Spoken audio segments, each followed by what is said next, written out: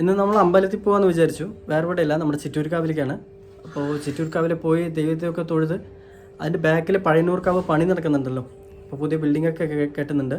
അത് ചുറ്റിലും നമ്മളെല്ലാവരും കണ്ടിട്ടുണ്ടാവും. പക്ഷേ ഉള്ളിൽ എങ്ങനെയാണ് അതിൻ്റെ ബിൽഡിങ്ങും അതിന് പിന്നെ മരത്തിലെ പണിത കൊത്തുപണികളൊക്കെ ഒന്ന് നിങ്ങൾക്ക് കാണിക്കുക, എക്സ്ക്ലൂസീവായിട്ട് കാണിക്കാമെന്ന് വിചാരിച്ചു. നമ്മളൊന്ന് അമ്പലത്തിൽ പോയിട്ട് പെർമിഷനൊക്കെ ചോദിച്ചു നോക്കാം. കമ്മിറ്റിയായിട്ട് പെർമിഷൻ തന്നു കഴിഞ്ഞാൽ നിങ്ങൾക്കത് ഞാൻ എക്സ്ക്ലൂസീവായിട്ട് കാണിച്ചു തരാം. ഓക്കെ, ഹായ് ശരി. അപ്പോൾ നമ്മളൊക്കെ അമ്പലത്തിൽ പോവാണ്. അമ്പലത്തിൽ പോയിട്ട് നോക്കാം, അവിടുത്തെ വിശേഷങ്ങളൊക്കെ ഒന്ന് നോക്കാം. നമ്മൾ ചിറ്റൂർക്കാവിൽ പോകാമെന്ന് വിചാരിച്ചു. ചിറ്റൂർക്കാവിൽ വേറെ സമയമുണ്ടെങ്കിൽ വേറെ ഏതെങ്കിലും സ്ഥലത്തും കൂടി പോയിട്ട് വരാം. തനുക്ക് ഹായ് പറ. തനുക്ക് ഹായ് പറ. ഹായ്.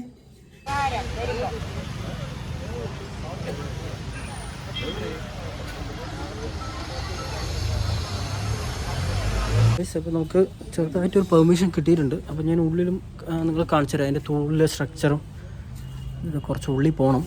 ഞാൻ കാണിച്ചു തരാം. അങ്ങനെ ചിറ്റൂർക്കാവിൻ്റെ, അതായത് പഴയന്നൂർക്കാവിൻ്റെ ബിൽഡിങ്ങാണിത്. നിങ്ങൾ കാണുന്നു വിചാരിക്കുന്നു. എൻ്റെ വോയിസ് നിങ്ങൾക്ക് ക്ലിയർ ആവുമെന്ന് അറിയില്ല. ഞാനിതിൻ്റെ ഇവിടെ മെയിൻ കാണിക്കാൻ കാരണം എന്താണെന്ന് വെച്ചാൽ ഇതിൻ്റെ ശില്പം, അങ്ങനെ പഴയ പുരാതനത്തിലെ ആ ഒരു സ്ട്രക്ചർ ഉണ്ടാവില്ലേ, അതൊക്കെ നിങ്ങൾക്ക് ഞാൻ കാണിച്ചു തരാം. അപ്പോൾ ഇതാണ് നമ്മുടെ പഴയന്നൂർക്കാവിലേക്കുള്ള എൻട്രൻസ്. ഇങ്ങനെ ആയിരിക്കും, ഇതുവഴിയായിരിക്കും നിങ്ങൾ വരിക. ഇനി സപ്പോസ് ഇതിൻ്റെ പണിയൊക്കെ പൂർത്തിയായി കഴിഞ്ഞ് കഴിഞ്ഞാൽ നമുക്ക് കാണാൻ കിട്ടുന്നത് ഇങ്ങനത്തെ ഒരു വ്യൂ ആയിരിക്കും ഉള്ളിൽ.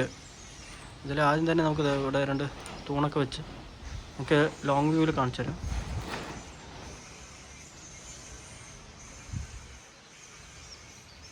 ഇതിൽ മെയിൻ ഇപ്പം ഞാൻ വീഡിയോ ചെയ്യുന്നത് എന്താണെന്ന് വെച്ചാൽ ഈ ശില്പമില്ലേ, അതൊക്കെ നിങ്ങൾക്ക് നോക്കി എത്ര അല്ല നേരത്തെയായിട്ട് ആ കൊത്തി പണി ചെയ്തതാണ്. ഇത് ഇടയ്ക്കിടയ്ക്ക് നമുക്ക് നമ്മുടെ ചിറ്റൂർക്കാവിലെ ഗ്രൂപ്പിൽ തന്നെ നമുക്കിതൊക്കെ കാണാൻ പറ്റും. അവർ പോസ്റ്റ് ചെയ്തിട്ടുണ്ടാവും. അപ്പോൾ ഞാൻ നിങ്ങൾക്കത് നേരിട്ടൊന്ന് കാണിക്കാമെന്ന് വിചാരിച്ചു. ഇതാണ് അതിൻ്റെ എൻട്രൻസിൽ നമുക്ക് കാണാൻ കിട്ടുന്നത്. അപ്പോൾ ഇതിൻ്റെ ശില്പങ്ങളും ഞാൻ കാണിച്ചു തരാം. അത് എത്രത്തോളം അവരത് വൃത്തി ചെയ്തിട്ടുണ്ടെന്നുള്ളതും കാണിച്ചു തരാം. ഇതൊക്കെ ഉള്ളിൽ എത്ര ഇതായിട്ടാണ് അവർ അല്ലേ. ഇത് ഫുള്ള് മരമാണ്, മരത്തിൽ തന്നെ കൊത്തി അവർ നോക്കുന്നു. ഒരു ഗാഡി, ഇതൊരു ഹോള് ഒന്നുമില്ല. എന്താ ഒരു ഗാഡിയൊക്കെ വെച്ച്, ഗാഡി പോലും ഇല്ല. എങ്ങനെ അവർ സൃഷ്ടിച്ചെന്നുള്ളത് തന്നെ വലിയൊരു സംശയമാണ്.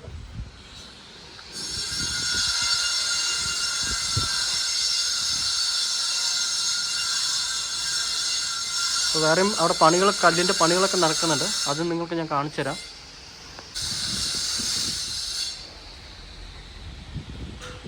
കഴിഞ്ഞ് ഇതിൻ്റെ ചുറ്റും നിങ്ങൾക്ക് കാണുകയാണെങ്കിൽ ചുറ്റും ഇങ്ങനെ ആയിരിക്കും.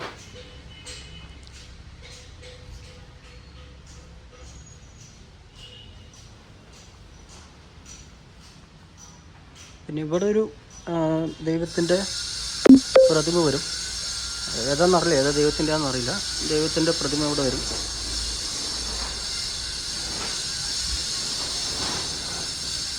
അതിന് നമ്മൾ ഈ അട്രാക്ഷൻ ആയതെന്തെന്ന് വെച്ചാൽ ഈ ശില്പം ഒരു മരത്തിൽ തന്നെയാണ് ഒരു പണി ചെയ്തിരിക്കുന്നത് മുഴുവനായിട്ട്, അല്ലേ. മരത്തിൽ തന്നെ പണി ചെയ്ത്, ഇത് നിങ്ങൾക്കൊക്കെ അറിയാമല്ലോ, യാഴി എന്ന് പറഞ്ഞൊരു ആ മൃഗത്തിൻ്റെയാണ്. ഈ മൃഗത്തിൻ്റെ എന്ന് പറഞ്ഞു കഴിഞ്ഞാൽ വലിയൊരു എല്ലാം വ്യത്യാസമായിരിക്കും. നമുക്ക് യാഴി എന്ന് പറഞ്ഞൊരു മൃഗമാണിത്.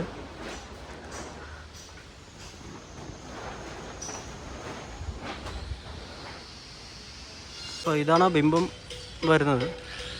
കൊടിമരം എന്ന് പറയില്ലേ, ഇത്ര വലിയ കൊടിമരം. അതിപ്പോൾ എല്ലാം കവർ ചെയ്ത് വെച്ചിരിക്കുകയാണ്, ഈ പൊടിയൊക്കെ വേണ്ടെന്ന് പറഞ്ഞിട്ട്.